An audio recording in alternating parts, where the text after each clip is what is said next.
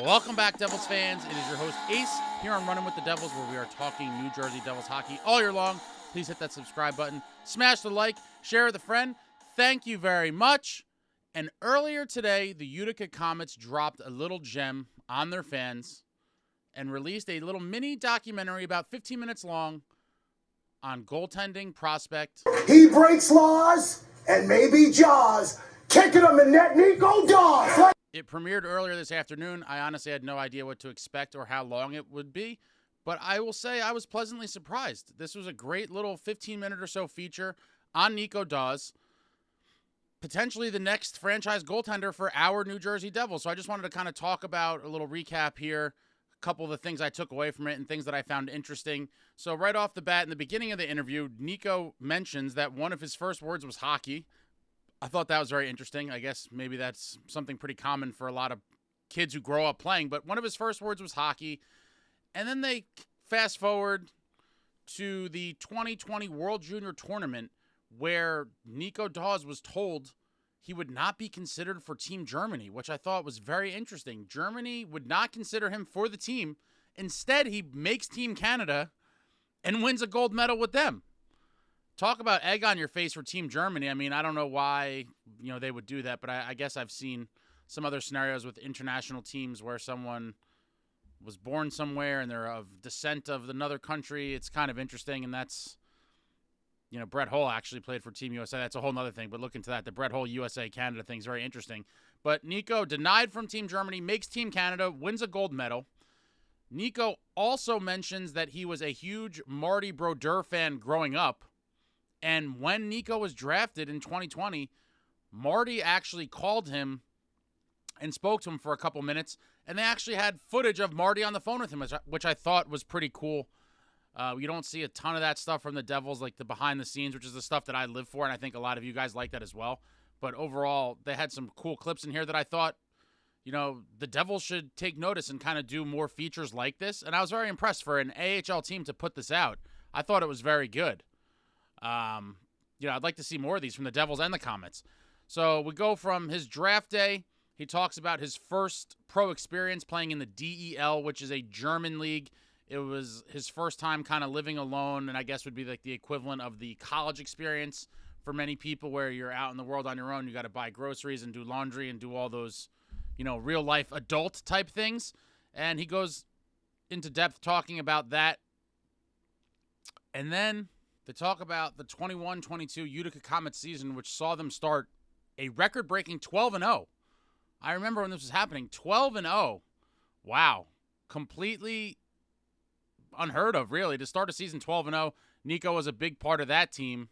Then Nico talks about getting called up to the Devils and making his NHL debut on October 23rd, 2021 against the Sabres, where he made 24 saves on 25 shots and a 2-1 Devils win. And then Nico continues to talk about how in his second NHL start, he got pulled in the first period and got sent back to Utica, which was kind of his, back to reality moment, he said.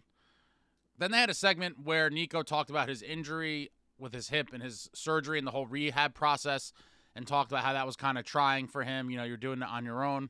And he talked about that a little bit.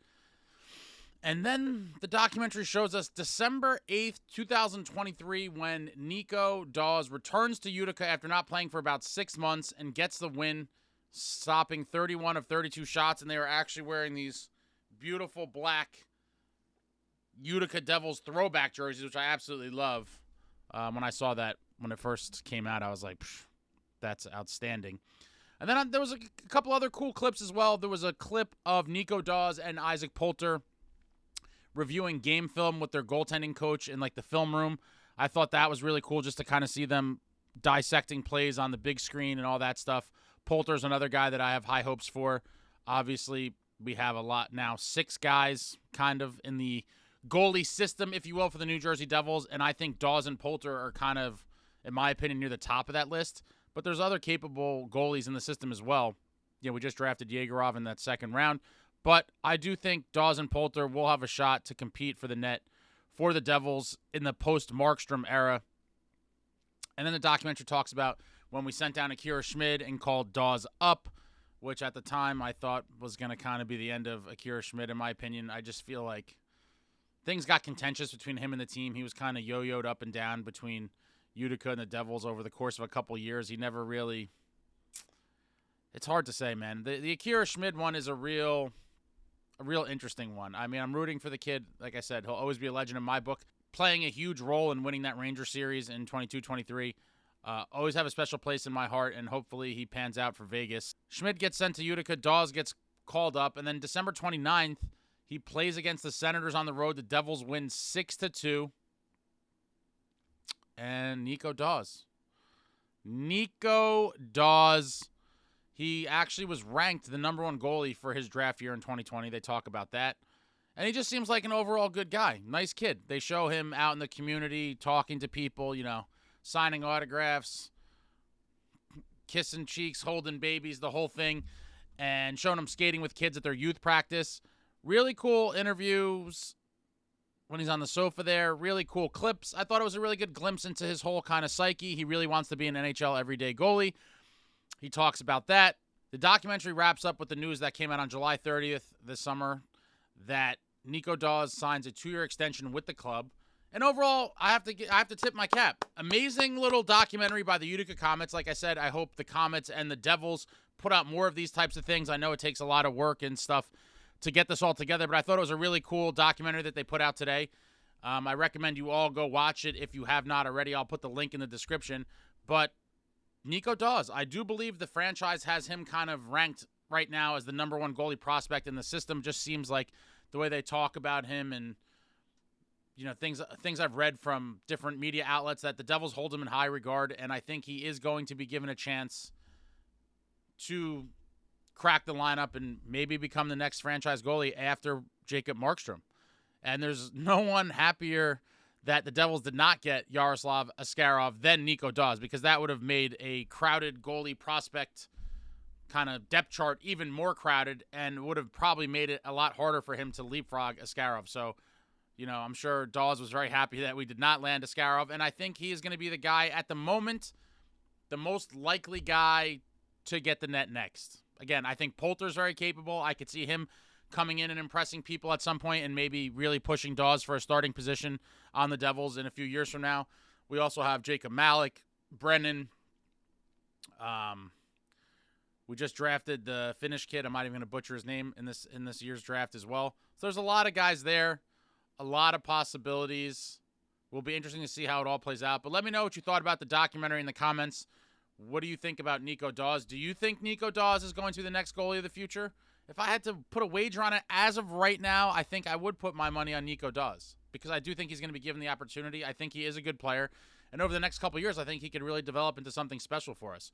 But, Yegorov is there. And like I said, Poulter, Brennan, Malik, the other kid we drafted. So there's a lot of guys in the system. Hopefully one of them pans out for us. I've talked about this time and time again. One of these kids must pan out after Jacob Markstrom. I think Markstrom is going to give us good to great goaltending for these 2 years.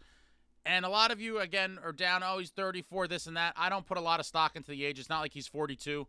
We've seen Marty, Bobrovsky, tons of other guys be very productive in their late 30s. And I wouldn't be shocked if Markstrom plays well for the next 2 years if we sign him for another year or two after that. I know some people are going to think that that's so, maniacal, and that's a crazy notion.